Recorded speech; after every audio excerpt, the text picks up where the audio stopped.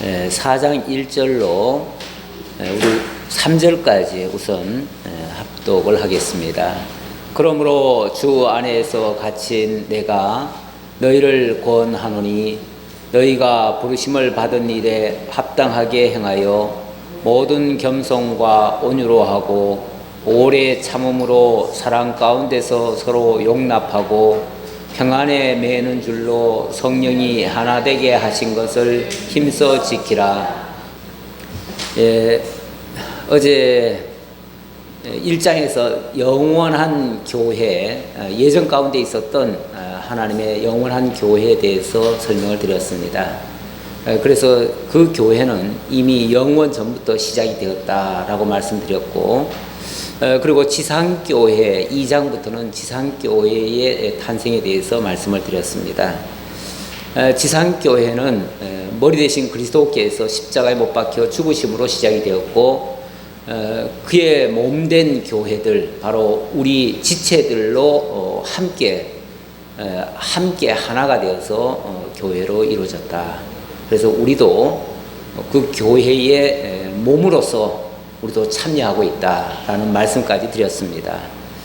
자, 그러면 이 지상교회는 어떻게 세워지고 건설되어져 가는가, 성장해 가는가, 거기에 대한 말씀을 오늘부터 증거하도록 하겠습니다. 4장 1절로부터 보니까 이 세워진 교회는 하나님의 일꾼들을 세워서 일관성 있는 이런 체계를 통해서 이루어 가신다라는 말씀을 주시고 있네요. 교회의 일꾼을 먼저 세우신다 그랬습니다. 교환 13페이지에 보면 교회 조직과 행정 이렇게 놨는데, 교회를 좀 체계적으로 세워가려고 하면 아무래도 이 조직이라는 것이 필요하다, 그 얘기죠. 조직이라는 걸 통해서 해가신다. 우리 인체도 가만히 보면요, 굉장히 다양한 것이 함께 한 몸을 이루고 있습니다. 인체 기관들이 있잖아요. 기관들이 있고 역할들이 있고요. 또 그 세부적으로 들어가 보면 정말 세포도 있고 피도 있고 여러 가지가 다 합쳐져 가지고 한 몸을 이루고 이 몸이 활동을 하도록 이렇게 역사를 합니다. 이런 것들을 어찌 보면 조직이라고 하고요. 그런 어떤 형식을 갖추고 있는 게 조직이고요. 그것이 원활하게 돌아가게 하는 걸 행정이라고 얘기하는 거죠. 교회도 바로 이런 조직과 행정이라는 것이 있다는 거예요. 물론 이런 용어는 사회적 용어예요. 그렇지만 교회도 필요하기 때문에 이걸 끌어다가 지금 차용을 해서 쓰는 겁니다. 그래서 생명체로 유기적 활동을 하기 위해서는 이런 것들이 잘 갖춰져야만 된다. 이런 것들이 부족하면 아무래도 뭔가 삐그덕 거리면서 잘 안 돌아가겠죠. 그래서 교회가 교회답게 교회 구실을 하고 교회 역할을 수행을 하려면 이런 것도 필요하다. 물론 초기에는 이런 모습들이 없었어요. 그런데 일찍이 그 광야교회라고 하면 모세가 이스라엘 백성들을 애굽에서 이끌어내신 다음에 광야에서 모인 그 무리들을 가리켜서 광야교회다 이렇게 표현을 했어요. 공식적인 교회는 신약교회, 예수님으로부터 출발을 했는데, 광야에는 하나의 예표적인 모형과 그림자적인 그런 교회상이 있었죠. 그 교회상이 바로 그 광야에서 일어났는데, 광야에서 처음에는 아무런 행정도 없었습니다. 아무런 조직도 없었어요. 그래서 무슨 일만 있으면 전부 다 모세가 일일이 다 대처를 했어요. 그랬더니 일은 자꾸 터지는데 이걸 감당이 안 돼요. 감당이 안 돼가지고 무슨 일 하나 보려고 하면은 모세를 만나야 되는데, 모세를 만나려고 하면은 맨날 며칠 걸려가지고 그 광야에서 줄을 서가지고 기다리다가 겨우 오늘 몇 건 해놓고, 이게 앞으로 진척을 할 일은 태산 같은데 이게 일이 안 되는 거예요. 일이 안 돼서 그 모세 장인 이드로라고 하는 사람이, 이 사람은 이방 제사장이긴 한데 그래도 뭔가 이 사회 조직을 구성하고 이끌어갔던 경력이 있어요. 그러다 보니까 그 사람 눈에 보니까 모세가 하는 방식이 너무 어설픈 거예요.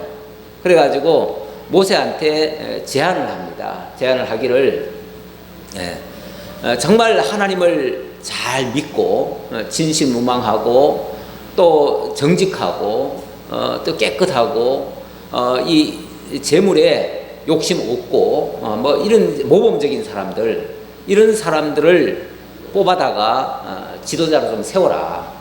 그래서 중간 지도자들을 좀 세워라. 그래서 천부장, 백부장, 십부장을 세워라. 세워가지고 그들로 하여금 웬만한 일은 그 선에서 다 관리하도록 하고, 정말 꼭 중요한 일, 도저히 문제가 해결되지 않는 일, 이런 것만 네가 감당을 해라. 그러면 이 모든 일이 잘 이루어질 것이다. 만약에 이렇게 하지 아니하면 굉장히 혼란스럽고 국민들도 지치고 너도 결국은 얼마 안 가서 지치고 아무것도 안 될 거다. 이게 뭔가 원활하지 않을 거다. 이렇게 얘기를 했어요. 그래가지고 세운 제도가 그 천부장, 백부장, 50부장, 뭐 10부장 이런 제도입니다. 그렇게 하고 나니까 그 다음부터 일사불란하게 광야교회가 안정을 찾고 뭔가 평안하게 모든 일이 집행이 되어지도록 질서가 갖춰졌죠. 근데 오늘날 신약교회도 이러한 형식으로 구성이 돼야 된다는 거죠. 그래서 이런 것들이 하나의 좋은 본보기가 되었다라는 말씀이고요. 자, 4장 1절로 6절에 보니까 자, 이 조직을 하고 행정을 하는데 이런 것들을 이제 체계라고 지금 표현을 하면서 이것이 일관성이 있어야 된다라는 말씀입니다. 자, 일관성이 있으려면은 아무래도 하나로 통일이 돼야겠죠. 뭔가 일치된 뭔가로 연결돼야 되는데, 그렇게 하려면 제일 먼저는 어쨌든 이론이 같아야죠. 가르침이 같아야죠. 하나 아는 게 같아야죠. 그래서 모든 성도들이 같이 알고 같은 목적을 향해서 같은 생각을 가지고 나아가야 된다. 이제 이런 이야기예요. 그래서 4장 1절로부터 보니까 성령이 하나 되게 하신 것을 힘써 지키라 라는 말씀인데, 그러므로 주 안에서 갇힌 내가 너희를 권하노니, 주 안에서 갇힌 내가, 사도 바울은 지금 감옥 안에서 갇혀 있다 라는 사실을 지금 상기시키면서, 하지만 내가 하나님의 인도하심을 받아서 이 영적인 권면을 하는 거예요. 하는데 뭐라고 권면을 하냐면, 너희가 부르심을 받은 일에 합당하게 행하여 모든 겸손과 온유로 하고 모든 참음으로 사랑 가운데서 서로 용납하고 평안에 매는 줄로 성령이 하나 되게 하신 것을 힘써 지키라. 성령이 하나 되게 하신 것, 성령이 하나 되게 하신 것이 하나님이 예수 그리스도를 통해서 어찌 보면 다 제각각 흩어졌던 것들을 다 하나로 모으십니다. 모으시는 일을 통일되게 하신다, 이렇게 표현도 했죠. 이렇게 성령을 통해서 흩어졌던 것들을 다 하나로 모으는 역할, 그게 이제 결국은 교회로 구성되는 이야기를 지금 이렇게 비유를 한 겁니다. 어제 그 1장에서 하나님의 뜻과 우리의 알을 통해서 만유를 통일한다, 이런 표현도 썼고요. 거기도 통일이라는 표현이 있었는데, 지금 여기도 다 하나 되게 하신 거 같은 의미라고 볼 수 있습니다. 이게 결국은 교회를 이루어가는 가장 중심적인 이야기인데, 자, 거기에 참여되는 자들이 누구냐면은 어제 보니까 이방인 중에서 하나님의 약속도 몰랐던 자들, 그리스도 밖에 있었던 자들, 어찌 보면 죄와 사망 가운데 죽었던 자들, 구성원들이 그런 자들이에요.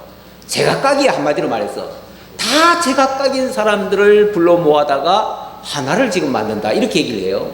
그러니까 원리와 이론은 정말 좋은데 그게 현실적으로는 가면은, 아니 제각각 다 달랐는데 어떻게 이게 하나가 되겠어요. 사실 그 하나 된다는 게 쉽질 않아요. 하나가 돼야 제대로 된 교회가 구성이 되는데 하나가 되기가 쉽질 않아요.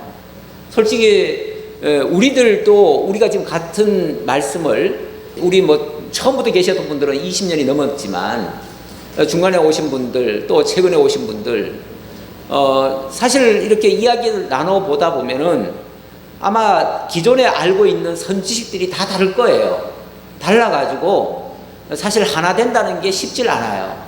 이 하나 된다고 하는 것은요, 끊임없이 같은 말씀을 공유하고 인정을 하고 받아들이고 수납했을 때에 비로소 자기의 생각은 내려놓고 자기의 의지는 꺾이고, 그리고 하나님의 말씀에다가 복속시키는 거죠.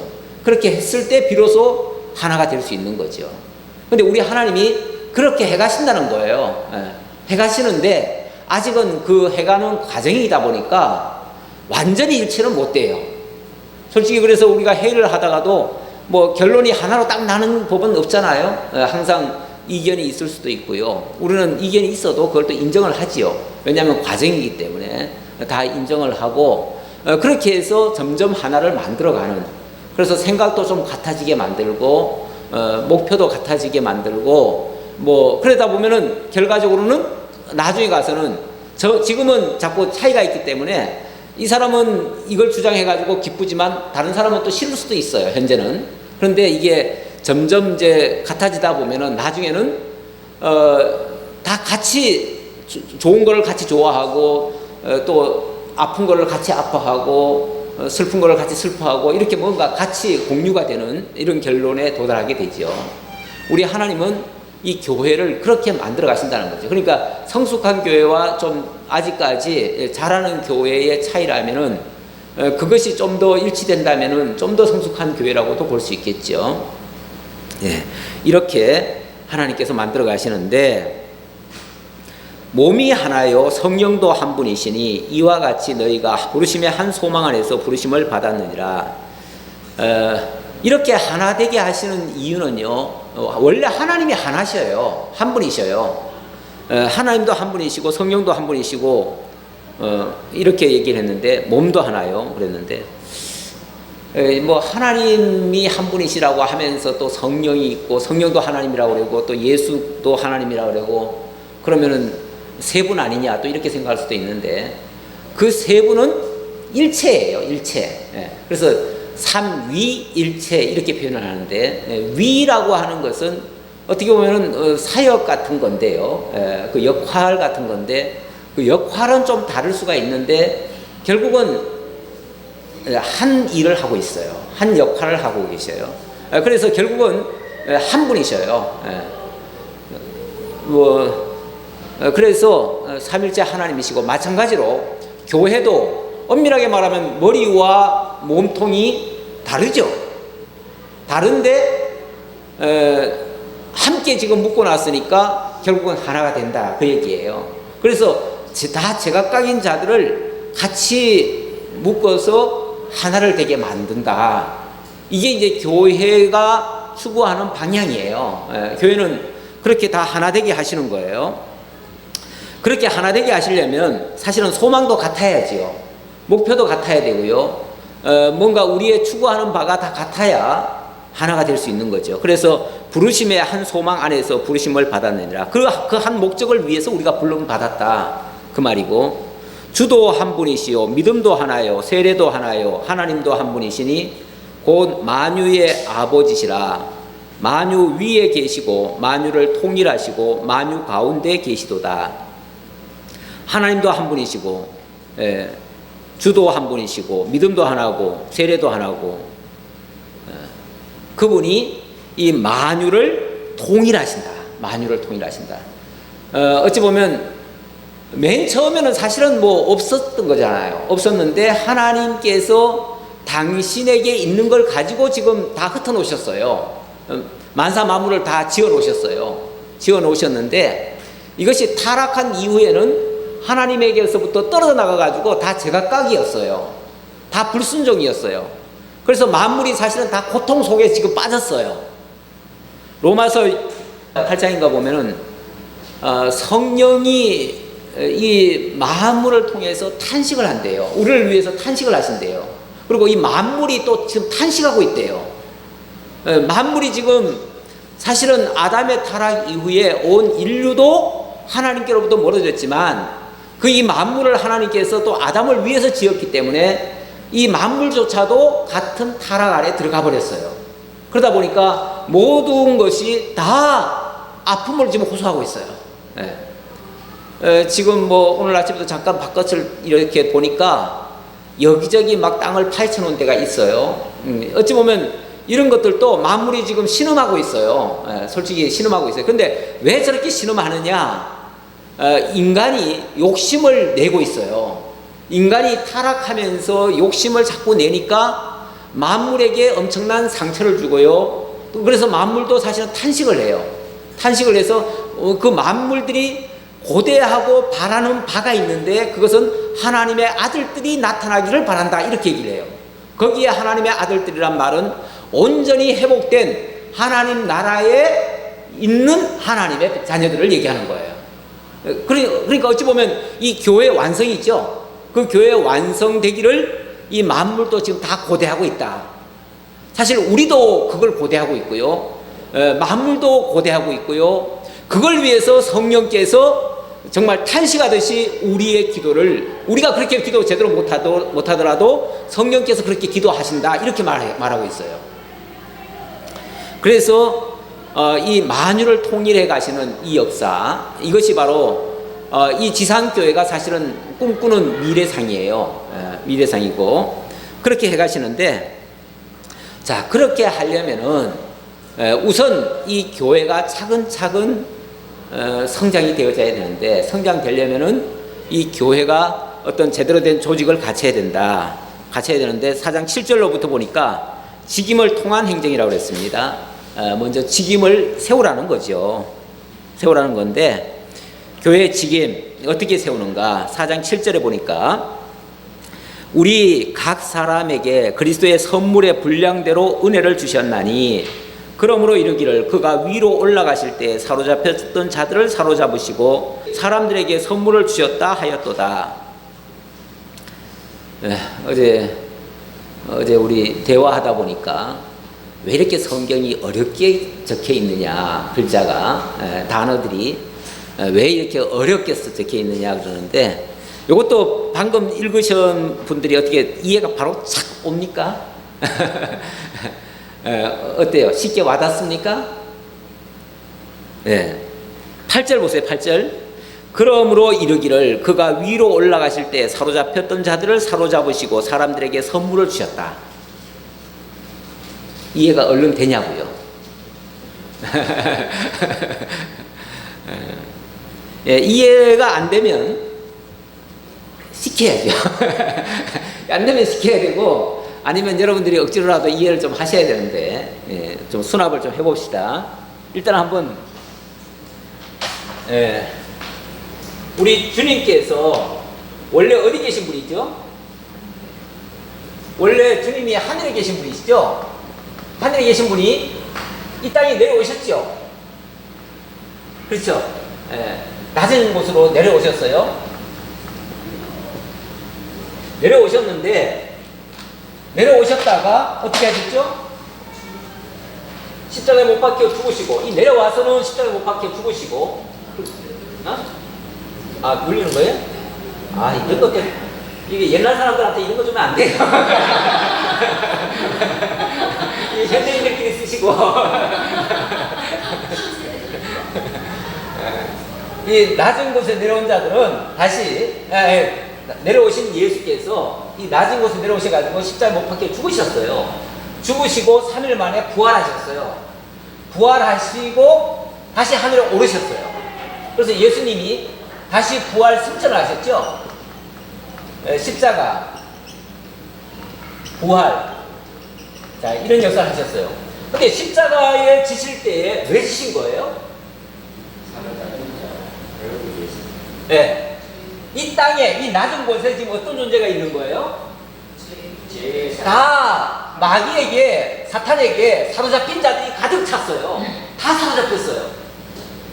마귀에게 완전히 종노릇하고 있는, 완전히 마귀에게 포로된, 그야말로 마귀의 종들이에요. 이 세상에 있는 인류가 다 그랬어요. 다 그런 자들, 이 사로잡힌 자들을 사로잡으려고. 근데 표현이 사로잡는다라고 표현을 해서 그렇지, 마귀는 사로잡은 게 맞아요. 근데 우리 예수님은요, 성도를 사로잡은. 이 중에서 하나님의 택한 백성들을 사로잡았다 그 말이에요. 사로잡았다는 말은 이제 구속했다 그 말이에요. 다른 말로 하면 우리식대로 표현하면 구속이에요. 구속. 구원. 근데 이제 구원과 구속의 차이는, 구원은 좋게 해줬다는 얘기고, 구속이라고 하는 것은 돈을 주고 값을 지불했다 그 얘기예요. 지불했는데 예수님이 십자가라고 하는 이 엄청난 돈을 지불하시고 값을 지불하시고, 그리고 우리를 마귀에게 사로잡혀 있던 것들을 끌어내신 거예요. 건져내신 거예요. 그래서 사로잡아서 예수님은 부활하시고 사로잡은 자들로 하여금 여기다가 뭘 만들어 놓은 거예요? 당신의 교회를 세우신 거예요. 이 사로잡은 자들로 교회를 세우신 거예요. 그리고 거기에 당신이 머리로 계셔요. 당신은 부활하셨는데, 부활 승천하셨는데 어떻게 머리로 계셔요? 당신의 영 성령을 보내셔서 성령이 다스리도록 그렇게 했다는 말이에요. 그 머리가 됐다는 말은 통치한다 그 말이에요. 다스린다 그 말이에요. 그래서 예수님이 결국은 내려오셔서 사로잡힌 자들을 사로잡아 가지고 교회라고 하는 당신의 몸을 세워놓고 당신은 올라가셨어요. 그리고 성령을 보내셔서 이 교회를 지금 다스리고 있어요. 다스리는데 여기에 당신의 이 뜻을 여기서 펼쳐야 되니까, 펼쳐가기 위해서 사로잡은 자들에게 뭘 주냐면은 은사들을 줘요. 은사라는 말은 은혜의 선물이다. 그래 그 말이에요. 은혜의 선물. 그래서 이제 그 말이 우리 각 사람에게 그리스도의 선물의 분량대로 은혜를 주셨나니 그 말이잖아요.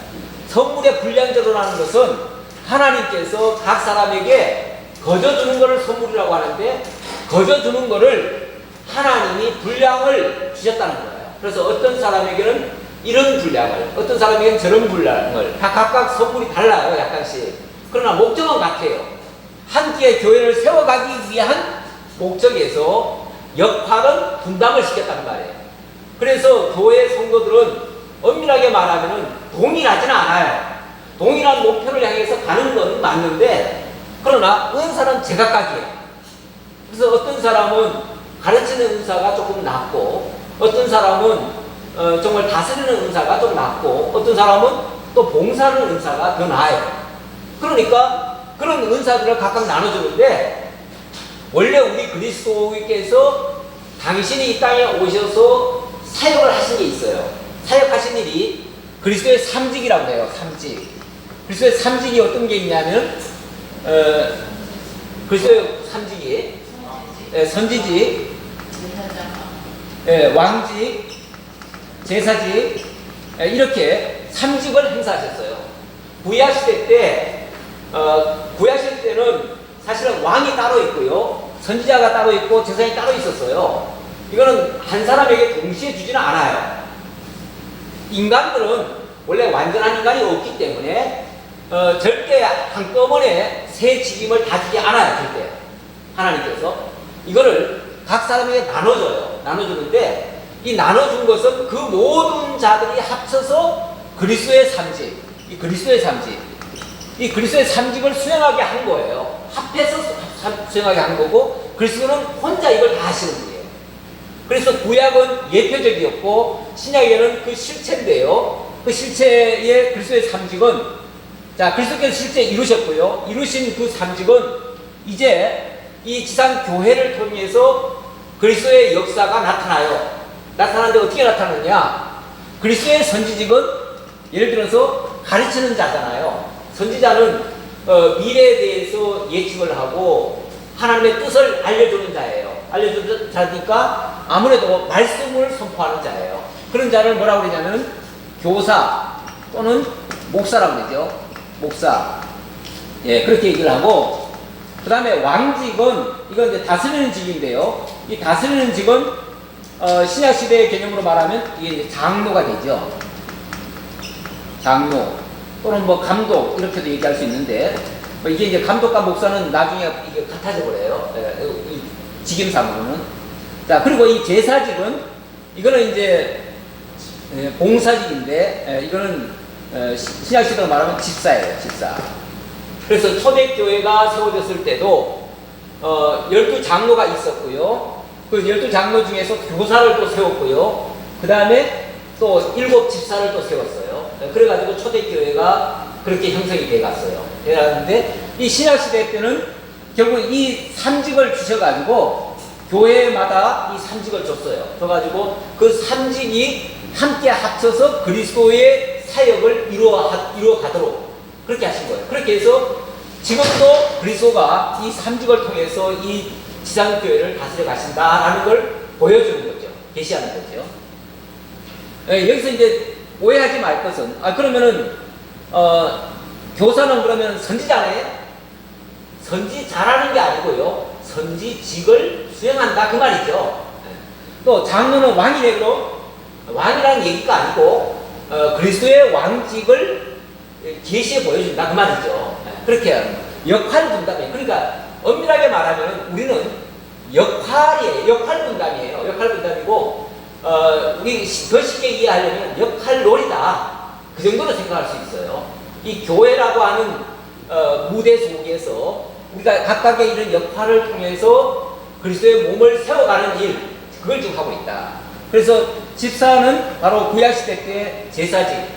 사실 구약시대 때 제사장들이요, 굉장히 힘든 일을 많이 했어요. 매일 소 잡고 양 잡고 뭐 했어요?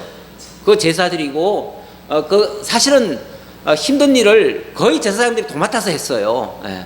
오늘날 신약시대 때도 어찌 보면 이 집사직은 많이 힘든 일을 많이 해요.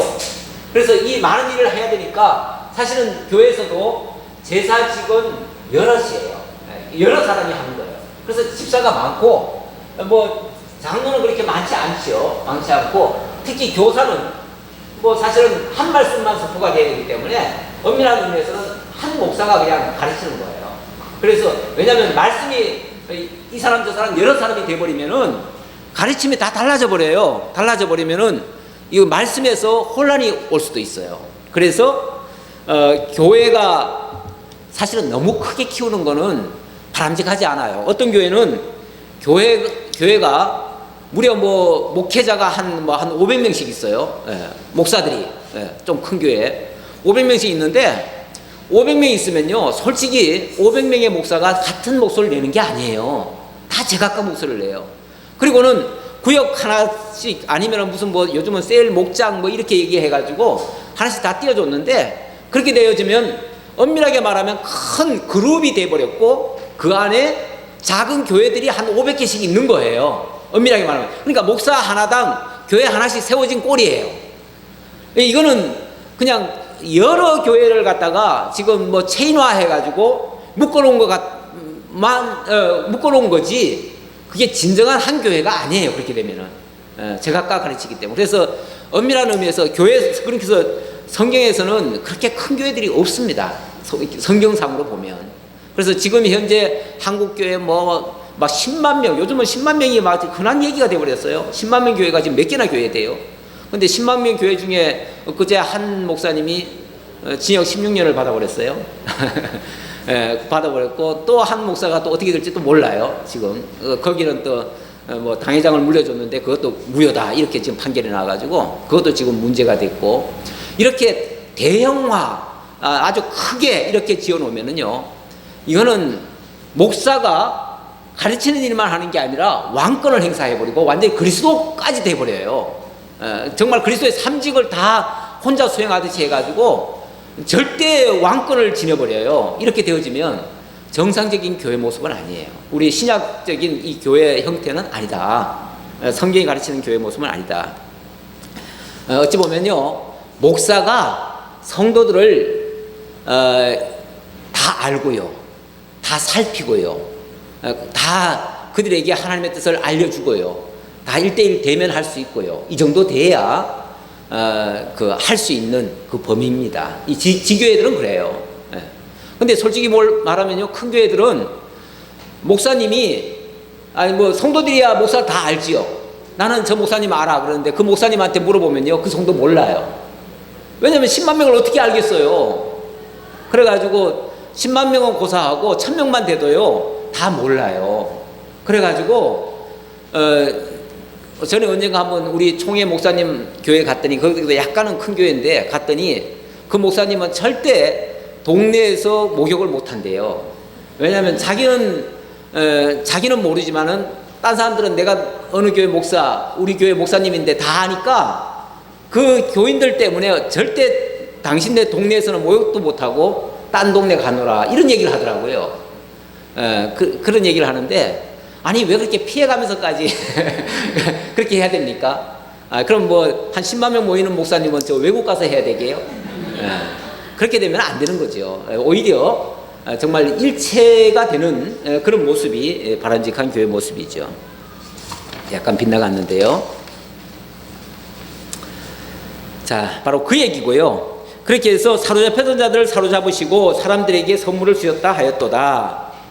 올라갔다 하셨은즉 땅 아래 곳으로 내리셨던 것이 아니면 무엇이냐. 자, 예수님이 부활 승천하셨다는 말은 이 땅에 오셔서 십자가에 못 박혀 죽으신 그 사건이 있다는 얘기 아니냐, 그걸 증명하는 얘기 아니냐, 그 말이죠. 그러면서 내리셨던 그가 모든 하늘 위에 오르신 자니 이는 만물을 충만하게 하려 하심이라. 이 만물을 통일시켜서 그 안에 하나님이 함께 하시려고 그렇게 하시는 일이 아니냐, 이런 교회 목적대로 하신 일이 아니냐, 그 말이죠. 그가 어떤 사람은 사도로, 어떤 사람은 선지자로, 어떤 사람은 복음 전하는 자로, 어떤 사람은 목사와 교사로 삼으셨으니. 자, 그래서 이 직분 얘기하는 거예요. 그가 어떤 사람은 선지자로, 어떤 사람은 사도로. 근데 이 선지자와 사도는 시대적으로 말하면 지금 시대가 아니에요.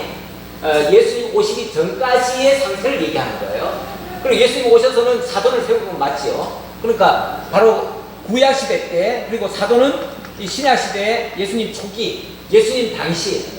왜냐하면 그 이후에는 사도가 나올 수 없는 이유가, 사도라는 말 자체가 그리스도께서 보내신 자거든요. 보내신 자인데, 아니 그리스도가 이 땅에 오셨을 때에 그때 12명을 뽑아가지고 보내셨지, 직접 보내신 자지. 그 이후에는 직접 보내신 자가 아니잖아요. 그래서 사도라는 이름을 쓸 수가 없어요. 근데 지금도 가끔씩 약간 교파가 좀 다른 곳에서는 우리가 사도다, 뭐 무슨 사도다, 심지어는 평화의 사도다, 이렇게 말하는 사람도 있는데 그런 용어들은 바람직하지 않습니다. 이 신약 시대 때는 안 통하는 얘기예요. 구약 시대 때 얘기고, 이건 구약이고, 이거는 이제 중간기라고 말할 수, 예수님 당시라고 얘기할 수 있고, 그 다음에는 목사와 교사로 세우셨으니 한 말은 이제 예수님 승천하신 이후에는 목사와 교사를 세우셨다, 그 말이에요. 그리고 어떤 사람은 복음 전하는 자로, 어떤 사람은 목사와 교사로 삼으셨으니 이런 성도를 온전하게 하며 봉사의 일을 하게 하며 그리스도의 몸을 세우려 하심이라. 몸을 온전하게 하기 위해서, 몸을 온전하게 한다는 말은 이 교회를 세워가는 일에 꼭 필요한 일꾼들이다, 그 말이에요. 이 일꾼들을 통해서 교회가 세워졌답니다. 그러니까 어떤 경우에도 일꾼 없이 교회 세워지지는 않아요. 그래서 우리 교회 헌법에는요, 교인이 최소한 교회 구성 요건만 되면 일꾼을 세우라고 해요. 일꾼이 세워지지 아니하면, 일꾼을 못 세운 교회를 뭐라고 그러냐면은 미조직 교회라고 해요. 미조직. 이건 이제 뭐 헌법적으로 하는 말인데, 미조직 교회. 미조직 교회란 말은 조직이 안 됐다, 그 말이고, 조직이 안 됐다는 거는 이런 직임자들이 없다, 그 얘기예요. 그래서 직임자가 못 갖춘 교회는 아직까지 구성 요건이 안 돼요. 그런 교회를 교회라고 말하지 않고 미조직 교회라고 하든지 아니면은 기도처라고 얘기해요. 여기는 사람들이 모여가지고 예배는 드리고 있지만 그냥 기도 모임이지 정식적인 교회는 아니다. 아직 교회로서의 구실을 제대로 못한다, 그런 차원이에요. 그래서 제대로 된 교회를 갖추려면은 반드시 아무리 교세가 작더라도 제일 그래도 급한 거는 목사와 교사지요. 그래서 목사는 세워야 돼요. 목사가 세워져야 돼요. 목사가 세워지고, 이제 장로는 그래도 어느 정도의 숫자는 있어야 또 장로가 세워질 수 있어요. 그래서 이제 어느 정도 숫자만 되면은 장로를 반드시 세우라고 해요. 세우고, 그 다음에 집사는 가능한 이제 많이 세울 필요가 있어요. 어쨌든 함께 뭐 하기 위해서니까? 몸을 세우기 위해서니까. 몸을 세워가려면 일꾼이 필요하지요. 일꾼이 필요하니까 당연히 가능하면 일꾼들을 많이 세워야죠. 뭐 교회가 적은데 전부 다 어떻게 뭐 일꾼들만 다 세우냐, 또 그렇게 말씀하시는 분이 있는데 무슨 뭐 안배 차원에서 하는 게 아니에요. 교회를 교회답게 세워가고 하나님의 뜻을 실현하게 하려면은 꼭 필요한 자들이다, 그런 의미예요. 자, 그러면서 우리가 다 하나님의 아들을 믿는 것과 아는 일에 하나가 되어 온전한 사람을 이루어 그리스도의 장성한 분량이 충만한 데까지 이르리니 이는 우리가 이제부터 어린아이가 되지 아니하여 사람의 속임수와 간사한 유혹에 빠져 온갖 교훈의 풍조에 밀려 요동하지 않게 하려 함이라. 그러니까 이런 것이 제대로 형식을 못 갖추면, 이런 조직과 행정이 안 이루어지면 뭐 할 수 있다? 거짓 풍조에 속임수와 간사한 유혹에 빠질 수 있다. 어린아이가 돼서, 그러니까 어린아이 상태, 어린아이라고 하는 것은요, 어린아이의 특징은 뭐냐면 어리다라는 말을 하잖아요. 어리다. 이 어리다라는 말이 이게 어리석다에서 나온 말이에요. 어리석다. 왜 아이들을 어리다고 얘기하냐면 이렇게 작다라는 의미가 아니라 뭔가 잘 쏙는다는 거예요. 어른들이 뭐 과자 살게 하면 따라가요. 뭐 하나만 달콤한 거 주면은 따라가요. 그러니까 어떤 유혹을 잘 받고, 그래서 아이들의 그 심리를 아는 사람들은 아이들 속여먹기 좋아요. 아이들은 그냥 쉽게 따라가요. 그래서 어린이라 이렇게 얘기를 하는데, 이 어리석은 자들, 아직 교회도 제대로 성장이 안 되면, 성도들이 제대로 성장이 안 되면 전부 다 이렇게 어리석은 행동을 할 수 있어요. 그래서 거짓 것에 잘 쏟고 잘못된 이 세상 풍 속에 그냥 빠져들어가요. 거기서부터 우리 주님께서 십자가에 못 박혀서 사로잡힌 자들을 끌어냈는데, 끌어내기만 했지 온전하기를 아직 안 된 상태예요. 끌어내놨는데, 끌어내놨으면 이제 자라가야죠. 아직은 어린 상태니까 어린 자들을 장성한 분량까지 자라가야죠. 자라가려면 목표치는 그리스도의 장성한 분량입니다. 그리스도까지 올라가야 정말 장성했다고 말할 수 있는데, 물론 우리가 가정이니까 요만큼 자라가고 요만큼 자라가고, 그리스도는 여기 있다면은 이제 계속 자라가는 중이에요. 자라가는 중인데, 이 교회를 계속 그리스도의 장성한 분량까지 자라가려면은 사실은 한도 끝도 없이 계속 우리가 계속 정진을 해야 돼요. 우리가 지금 다 됐다고는 말할 수 없어요. 왜냐하면 이 땅에 있는 동안은 완전히 장성하지는 못해요. 완전히 장성하려면 그리스도까지 완전히 가야만 되는데, 솔직히 그리스도까지 간다는 것은 우리가 죽기 전까지는 힘들 수 있어요. 그래서 끊임없이 우리는 그쪽을 향해서 달려갈 뿐이다. 달려가다 보면, 달려가려면은 혼자 달려가서는 안 돼요. 나 혼자만 뭐 경건의 연습을 하고 뭐 기도 많이 하고 이래가지고 무슨 하나님의 영이 나를 쑥 자라게 하는 그런 게 아니에요. 그런 게 아니고, 이 모든 조직을 통해서, 행정을 통해서 함께 힘을 보태서 차근차근 자라는 거예요. 솔직히 우리 어린아이들 자라는 거 보면, 물론 우리는 일주일에 한 번씩 만나니까 볼 적마다 막 쑥쑥 큰 것 같아요. 그래서 많이 자랐네 그러지만은 사실은 그게 알고 보면요, 몇 년 지난 거예요. 몇 년 지나서 요만큼 자란 거예요. 그게 우리는 빨리 자란 것 같지만은 많이 자주 안 만나서 그런 거예요, 사실은. 그래서 매일 보는 엄마 입장에서는 안 자란 거예요. 아까 저기 보니까 뭐 그런 게 있더라고요. 어제 질문에 그게 안 본 것 같은데, 엄마는 왜 맨날 화가 날까요? 어린아이 수준에서는 이해가 안 돼요. 사실은 자기들 때문에 그런데 자기들 잘못은 모르잖아요. 그게 어린아이의 특징이에요. 어린아이는 자기 잘못 몰라요. 우리가 잘하고 있는데 왜 엄마는 화를 낼까? 왜 저렇게 갈까? 자기 이해가 안 돼요. 자기 수준에서 생각하니까 그래요. 이것이 계속 우리가 자라야만 나중에, 이래서 정말 참 부모님들이 고생했구나. 그래서 엄마들이 하도 딸내미들이 말 안 들으면 니도 커가지고 니 같은 자식 한번 나가서 키워봐라 그러잖아요. 얼마나 속 썩었는지. 그런데 이제 우리도 자라보면 그제서야 알아요. 옛날에 엄마가 이래서 나 때문에 그렇게 힘들었겠구나 라는 걸 알아요. 우리도 장성하면 어린 자들의 심정을 좀 이해를 해요. 그런데 우리가 장성하지 않으면요, 그렇게 하는 게 또 못마땅해. 그러니까 뭐예요? 막 책망하고 야단치고 그러다 보니까 싸우고. 이게 싸움의 특징은 어린아이들의 특징이거든요. 어린아이들은 늘 하는 일이, 먹고 하는 일이 쏟고 싸우고 지가 옳다고 주장하고 이런 거예요. 그러는데 이 어른이 되면은 이제 그런 것들이 이제 우습게 보이죠. 사실은 애들 진짜 철없이 싸우는구나, 이 정도 보이는 거죠. 얼마나 철없으면 저렇게 행동할까, 가엾기도 하고 빨리 지내서 깨우쳐 줘야지, 이런 이제 책임감도 좀 더 들고 이렇게 되시겠죠. 자, 그다음 그래서 교훈의 풍조에 밀려 요동하지 않게 하려 함이라. 우리가 교회 성도들이 교회 목표는 정말 그리스도의 장성한 분량까지 자라가게 하는 건데, 그렇게 하려면은 이 세상 것에 속으면 안 돼요. 이 세상 것이요, 지금 얼마나 거짓 것들이 많이 판을 치는지 몰라요. 지금 사실은 우리나라가 너무 통제가 없는 사회가 되어버렸어요. 지금 아시아에서는 유일하게 통제 없는 사회입니다. 사실 일본만 해도, 일본은요 중앙에서 다 통제합니다.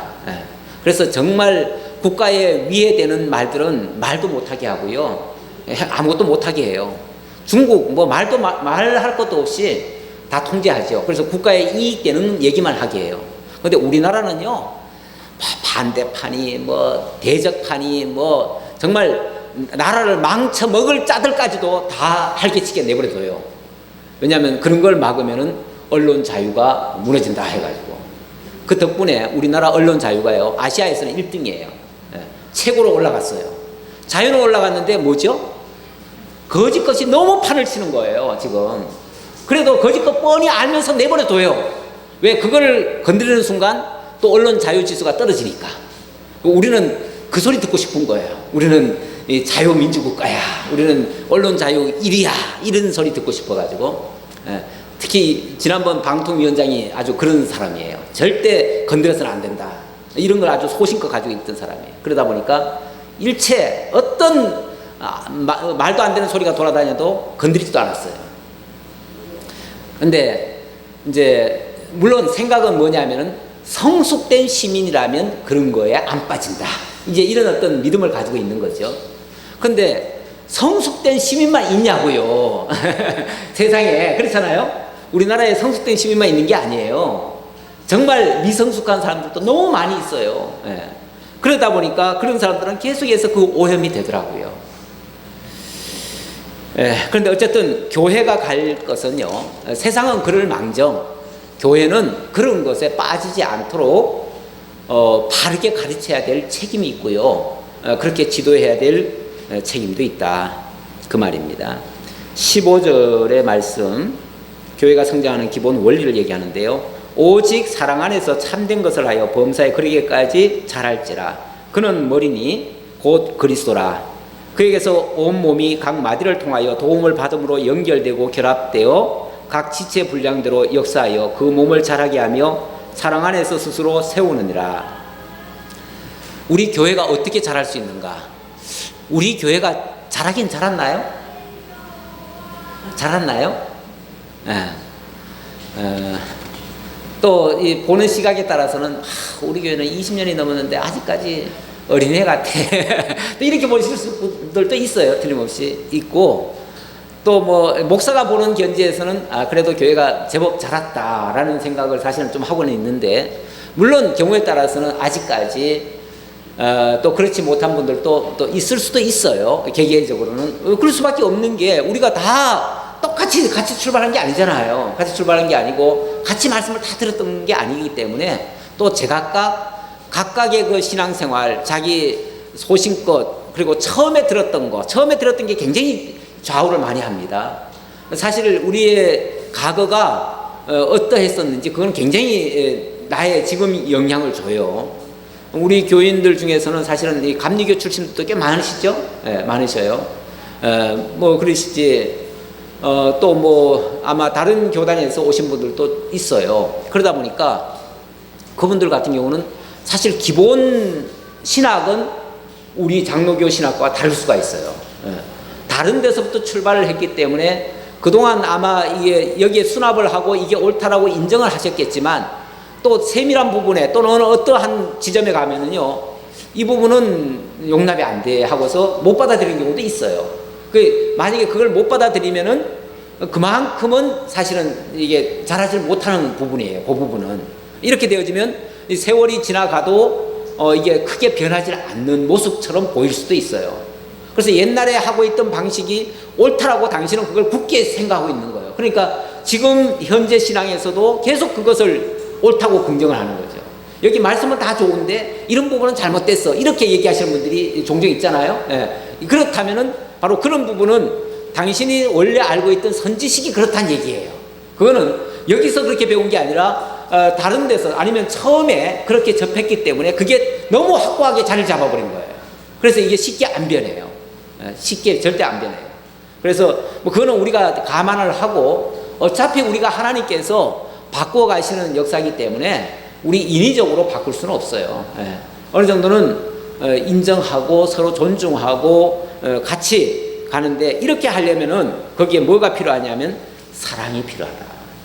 사랑이라고 하는 것은 서로 이해하는 거고요, 존중하는 거고요, 그런 건데 오직 사랑 안에서 참된 것을 하여. 그러니까 목표는 참된 방향으로 가는 건 틀림없습니다. 그런데 그 과정에서 서로 충돌이 되더라도 그건 사랑으로 해야 된다, 그 말이죠. 그는 머리니 곧 그리스도라. 계속해서 그리스도의 머리 되심을 자꾸 강조합니다. 이유는 뭐죠? 하나 되게 하려면 머리 대신 그리스도로 일체가 돼야 돼요. 그렇지 않으면은 계속 제각각 달라져요. 그래서 머리 대신 그리스도를 계속 강조를 합니다. 왜냐하면 우리끼리 하나 되자고 하면은 생각이 다 다른데 어떻게 하나가 되겠어요? 근데 머리 대신 그리스도로 일체가 되어지면 우리가 같아질 수가 있는 거예요. 그렇죠? 그래서 우리가 뭔가 충돌이 됐을 때는 항상 말씀 앞으로 돌아와야 돼요. 그래서 성경은 어떻게 얘기를 하고 있는지, 하나님의 말씀은 어떤지, 그리스도께서는 어떻게 하셨는지 그걸 먼저 살펴야 되는 거죠. 그래서 머리 대신 그리스도를 앞세우고요, 그에게서 온몸이 각 마디를 통하여 도움을 받음으로 연결되고 결합되어 각 지체의 분량대로 역사하여. 말은 긴데요, 한마디로 말하면 이 교회의 모든 구성원은 그리스도, 머리 대신 그리스도와 실핏줄처럼 다 연결되어 있다, 그 말이에요. 다 연결되어 있으니까 이것이 그리스도에게 1대1로만 받는 것이 아니고 서로 옆에 있는 지체들과 연결이 돼가지고 전부 다 연결되어 있어요. 연결.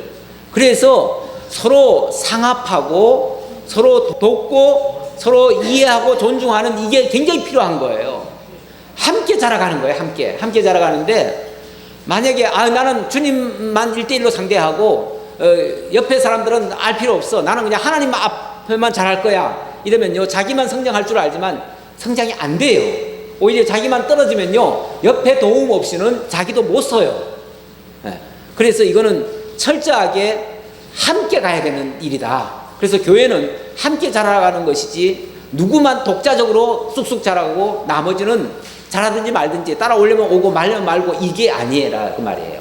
함께 가도록 해야 된다.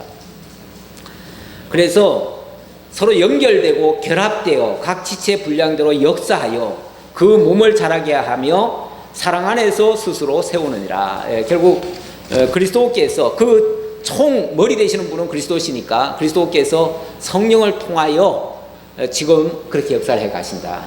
이 성령의 역사가 잘 지배되고 그 인도하심에 우리가 잘 따르는 것이 다 성령 충만한 상태의 모습이에요. 그렇지 무슨 성령 뭐 별도로 따로 받는 걸 얘기하는 건 아니에요. 근데 이제 성령 세례라고 하는 거에 대한 이해들을 좀 이상하게 해가지고 성령 받으면은 뭐 공중을 붕붕 날아다니는 것처럼 그렇게 생각하는 사람들이 가끔 있어요. 절대 그렇지 않아요. 우리 성령을 다른 표현으로는 진리의 영이다, 이렇게도 표현을 했어요. 그리스도의 영, 진리의 영.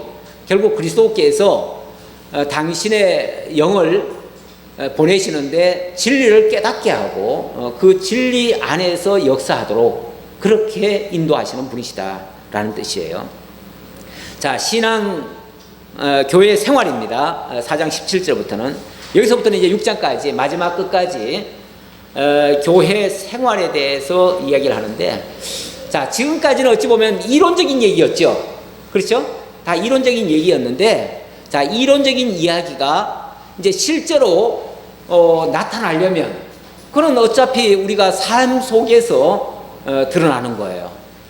삶 속에서 드러나는데, 어디에서, 누구를 통해서, 어떤 삶을 통해서, 어떤 관계죠, 관계. 어떤 관계 속에서 우리의 삶이 이루어져 가느냐를 지금 이야기하는데, 보면은 이제 교회와 개인 간의 이야기, 그 다음에는 사회생활, 가정생활, 또 뭐 이런 얘기를 이제 어찌 보면 사례적으로 설명을 하고 있습니다. 좀 직접적이기도 하고요. 이런 이야기를 하는데, 그냥 잠깐 쉬었다 할까요? 잠깐 쉬었다 합시다.